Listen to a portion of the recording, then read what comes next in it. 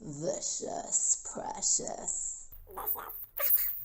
My shrink tells me I'm a nut job, that I'm too crazy to play.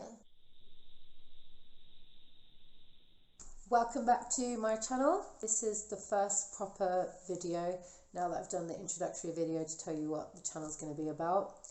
I've got a sneeze fest going on today and my allergies are really acting up. At this point I don't even know if it's hay fever or dust or what the fuck ever, but I've been sneezing all day, so I'll probably have to edit this, get rid of all the snifflies that are occurring, which I'm sure will. As I explained in my introductory video, I want to break down mental illness into different videos, so we're not just talking about it as a whole, but like dissecting different parts of it, stuff that I personally deal with. I'm not going to talk about anything that I don't deal with personally because it's not my place. Something I want to talk about today specifically is the problem I have with this is crippling. It stops my quality of life completely, and that's sleep. I guess I've always kind of had a crappy relationship with sleep.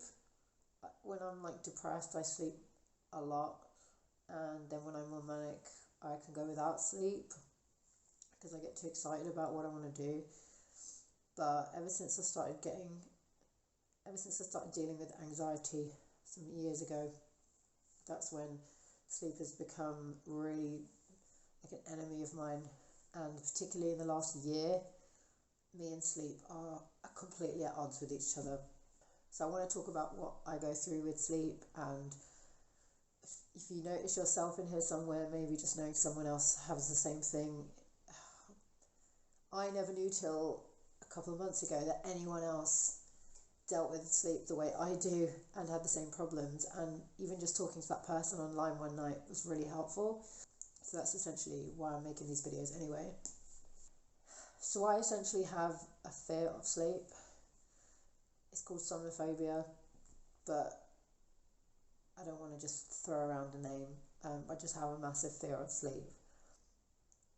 I usually have panic attacks either as I'm trying to go to sleep or in my sleep.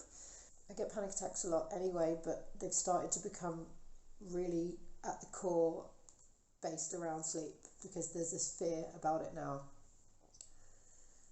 And every night when I lay down to go to sleep, this fucking panic washes over me like, fuck, I've got to sleep again. And it's like facing your worst bit every night and not knowing. So my thing is, I don't know whether I'm going to wake up or not. And I'm scared to go to sleep in case I don't. So my body just basically fights going to sleep, and therefore I get panic. So when I actually drift off, I jolt awake. I feel like I'm falling and it jolts me awake. Or I get this surge of intense fear comes over me. My heart's going, my hands are clammy. Even just talking about it now, my hands are clammy. I get these weird shooting feelings up my left arm, sometimes up my right, but mainly my left, and then my brain tells me I'm having a heart attack, so I panic even more. And it's just this cycle, this spiral I go down every night, and sometimes I don't get to sleep till really late. I'm talking when it's light the next day, because I'm also afraid of the dark, and it adds to the feeling like I might die. Sometimes twice that I can recall, I've not slept for 48 hours in a row and gone into psychosis and seen things that weren't there, and the amount of fear I was experiencing at that time, I was fucking terrified. On one of the occasions, a bandmate of mine at the time was there with me, and bless him, he was really good at getting me, just calming me down, just holding my hand. He held my hand for hours. I wouldn't let him go to sleep because I was scared to be alone, and he stayed awake and he held my hand. And can we please normalising men and women holding hands and it being okay and not being sexual, because sometimes when you're going through anxiety, someone just holding your hand really massively helps. Of course, ask them if they want you to. Some people are the opposite in anxiety, don't want to be touched, but I like knowing I've got a grip on something, and that someone's there with me. But I ended up just sort of passing out eventually. But my thing about sleep is I'm like, Where am I going? What is sleep? Where am I drifting off to? Why are we having sleep? Why do human beings sleep? What is this like paralysis we experience every night? And all of a sudden, something that was very normal, sleep, for my whole life, like, oh, we just go to sleep every night. Like, my brain's going, well, what the fuck is this? What is sleep? Like, it's like a little death. And death is like my biggest trigger point of anxiety. It's anything that pinpoints back to death is just terrifying.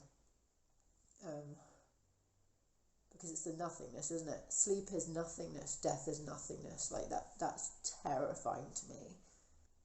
I wish I believed in something afterwards, but I don't. And I've been down that road. I'm not here to have that discussion. Even as I'm having this conversation, I feel myself getting anxious. Something I'll talk about in a separate video, but it does tie in, so I do want to mention it, is that, the doctors have diagnosed me with health anxiety, which is essentially like hypochondria. So if you tell your brain that something's happening, physically you feel those things.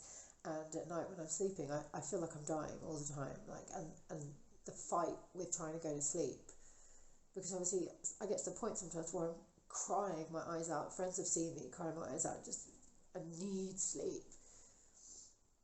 But I'm also afraid to do it. And every single morning when I wake up, it's not the morning, whenever I wake up every day, the first feeling I have is this fucking utter relief that I woke up, that I'm alive.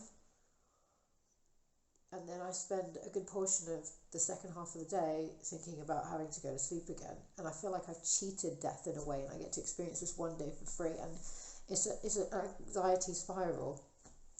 It's ruining my quality of life, and every night it's the same. And my boyfriend falls asleep every night in 30 seconds. He's like, I'm going to go sleep now, and then he's gone. And I just lay there for hours and hours and hours, just desperate to sleep because I'm so fucking tired, but my body's just alert. It doesn't want to go to sleep, it fights it. I'm just terrified to die. It makes me feel like a burden to ask, but I'm terrified to not know. I need to know, am I going to wake up tomorrow? And I end up, Google is my worst enemy, because that's part of the hypochondria where I obsessively Google any symptom. 99% of the time it says, this is a sign of anxiety. Even the horrible stomach churning I get, that I thought, what the fuck is that? Is my intestine falling apart? Is anxiety. Every weird feeling I've ever had, little zaps in my brain, everything that, every little movement in my body, feeling blood, I hate it all. I Google it, 99% of the time it says, this can be a symptom of anxiety. So I know that my body's just fucking anxious, on full alert all the time. But 1% of the time it says aneurysm, cancer. And I've got this obsessive thing about that I'm going to have an aneurysm all the time. It's so silly. Well, it's not silly, it's anxiety, but I don't know why I'm obsessed with it. Like, I'm just going to drop dead. To any medical professionals watching, I was on a list to get help for this for years. And then the one person they gave me, I left her, and I felt so ridiculous because I'm leaving someone after begging for help for 2 years, after 2 sessions. But when I explained this to her, and I said that I was obsessed that I might have an aneurysm, and I'm scared that, I won't get to the doctors in time, she thought it was great to say, well, let me tell you what an aneurysm is. So you won't even feel it, you'll just drop dead instantly, so don't worry about it. What? Was that supposed to help me? Now I'm scared that twice as much that I'm going to have an aneurysm, because before I was like, I used to Google it, and it would say, if you've had the worst headache of your life, call the ambulance because you're going to have an aneurysm and you're going to die if you don't get help. And now I think I'm just going to drop dead. The fear is even worse. So I told the guy, the mental health professional that got me her, after all that time waiting, I said, I can't, she's made me more anxious than I was before I started speaking to her. So I don't know what possessed her, she set me back a very long time. Nothing is logical about anxiety. It's not. I'm not even logical in general. But there's nothing logical about anxiety. You know, you tell someone, well, if you want to know, it's this, that doesn't help me. I'm experiencing it, so it's very real to me. Don't tell me that it's not real in reality. This is my reality and it's very fucking real. And I just want to be able to sleep. I do not do the mindfulness thing. It freaks me out because it makes me feel like I'm going into another realm, which is part of why I don't like sleep, because you don't know where you're going, and it's the lack of control. I like to keep control of everything. I know what this is, grounding. I've watched all the YouTube videos. There are a few voices on YouTube and a few videos that do help me because they've got a calming voice and they say the right things in that time. But to stop the whole thing completely on a general basis rather than day to day, I need professional help. And I'm back on a fucking list because that woman screwed me. I can't believe she said that. Please put in the comments your experiences with sleep. Maybe us talking all about it might help each other. I don't remember the last time I had a beautiful uninterrupted sleep where I went to sleep naturally. That would be amazing. That's my dream. Write your comments and thoughts below. Sorry for any sniffliness. Thank you for watching. Put a like, subscribe, share, all the good stuff. Let's keep talking about mental health.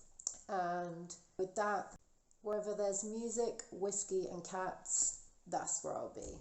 See you there. Bye.